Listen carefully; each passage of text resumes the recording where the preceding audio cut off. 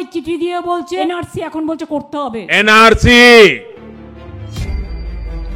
এনআরসির শুরু হওয়ার আগেই প্রত্যেকের ভোটারদেরকে কিন্তু সেলফ ডিক্লারেশন জমা করতে হবে। মানে আপনি ভুল তথ্য জমা করছেন আর আপনি ভারতীয় নন, আপনি জানেন আপনি বাংলাদেশি এবং বাংলাদেশ থেকে অবৈধভাবে এসে আপনি ভারতের বিভিন্ন ডকুমেন্ট তৈরি করে রেখেছেন আপনার কাছে, আপনি বিয়ে করেছেন, Aadhaar card, voter card, PAN card যখন বানিয়েছেন, সমস্ত কিছু আপনার কাছে রয়েছে। এটা সাহসে আপনি যে ভারতীয় হওয়ার দাবি করবেন, এনআরসিতে নাম তুলবেন, বা আপনি বিভিন্ন যে এনপিআর রয়েছে সেন্সাস সেখানে আপনি নাম তুলবেন, এটা মনে করে যে আপনি ভারতীয় এবং তাতে সরকার বুঝতে পারবে না, এমনটা কিন্তু আর চলবে না। এবার আপনাকে ডিক্লারেশন দিতে হবে, মানে আপনাকে বলতে হবে যে আপনি ভারতীয়, আপনার কোনো কাগজপত্র আপনার ভুল নেই, আপনি জানেন সেটা। এটা করলে কি হবে বন্ধুরা, যখন এটা আপনি করে জমা করবেন, তো আপনি যেহেতু জানেন যে আপনি বাংলাদেশি, আপনি ভারতীয় নন, তখন যখনই আপনি ধরা পড়বেন তখনই কিন্তু আপনার বিরুদ্ধে দুটো কাজ করা হবে। একটা হচ্ছে আপনাকে জেল দেওয়া হবে, আর দ্বিতীয় হচ্ছে আপনার কিন্তু সঙ্গে সঙ্গে আপনাকে কিন্তু ভারতীয় নন ভারতীয় ঘোষণা করে আপনাকে, যেটার আপনি পাকিস্তানে হলে পাকিস্তান, বাংলাদেশে হলে বাংলাদেশে আপনাকে পাঠানো হবে। আপনি সেক্ষেত্রে আপনাকে হিন্দু হলেও ক্ষমা করা হবে না। যদি আপনি হিন্দু হয়ে থাকেন তাহলে আপনি 1971 পরে 25শে মার্চের পরে আর 2014 31 ডিসেম্বরের আগে যদি আপনি এসে থাকেন বাংলাদেশ থেকে, পাকিস্তান থেকে, আপনি যদি হিন্দু শিখ হয়ে থাকেন, সেক্ষেত্রে কিন্তু আপনি সিএতে আবেদন করে ভারতের নাগরিকত্বের শংসাপত্র নিতে পারবেন। না নিলে কিন্তু আপনাকে বের করে দেওয়া হবে, সেক্ষেত্রে কিন্তু কোনোভাবে কিন্তু কম্প্রোমাইজ করা হবে না। এটা কিন্তু বলে দেওয়া হয়েছে, তার জন্য জারি করা হয়েছে বন্ধুরা। এবার দেখুন বিহারের যে ভোট হচ্ছে এবং তারপরে সারা দেশে কিন্তু চালু হয়ে যাচ্ছে এই যে ফরম্যাট রয়েছে, format for enumeration form online option will be available soon. অর্থাৎ অনলাইনেও এই ফর্ম আপনাকে সাবমিট করতে পারবেন, অনলাইন আপনাকে ফর্মটা সাবমিট করতে হবে খুব শীঘ্রই। কিন্তু আপনি বন্ধুরা এই অনলাইন কিন্তু চালু হয়ে যাচ্ছে। এটা কি দিতে হবে আপনাকে, প্রতিটা ভারতবাসীকে দিতে হবে বন্ধুরা সেলফ ডিক্লারেশন। এনআরসির আগে এটা চালু করা হচ্ছে। এটা হয়ে গেলে কিন্তু বন্ধুরা আপনি একটা বড় মানে রিস্ক নিয়ে নিলেন যদি আপনি ভুল তথ্য দিয়ে থাকেন, তাহলে বলছি আমি। আর সেক্ষেত্রে আরেকটা বিষয় আপনার বলতে হবে, সেটা হচ্ছে যে ফ্যামিলি লিস্টিং করা হবে।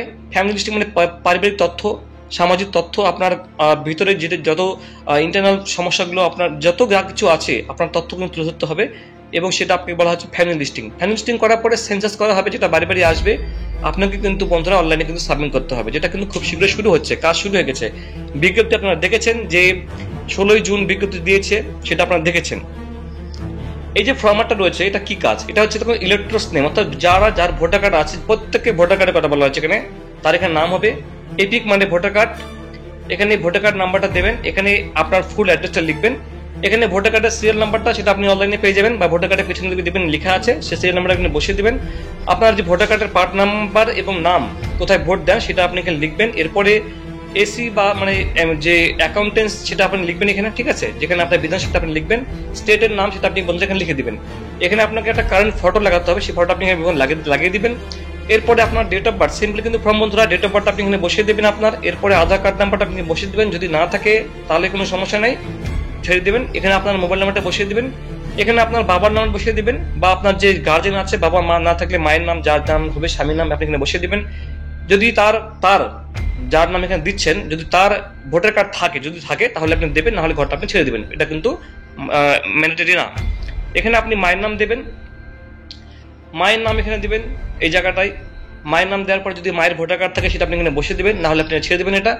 এখানে বিবাহিত হলে আপনি মেয়ে হলে স্বামীর নাম বসাবেন, ছেলে হলে আপনি এখানে স্ত্রীর নাম বসিয়ে দেবেন যদি বিবাহিত হয়ে থাকেন, প্রয়োজন পড়ে যদি তার এখানে আবার ভোটার কার্ড নাম্বার থাকে সেই ভোটার কার্ড নাম্বার এখানে বসিয়ে দেবেন। উপরে যাবে মুদ্রা ডিক্লারেশন বলছে, এখানে সবকিছু লেখা রয়েছে।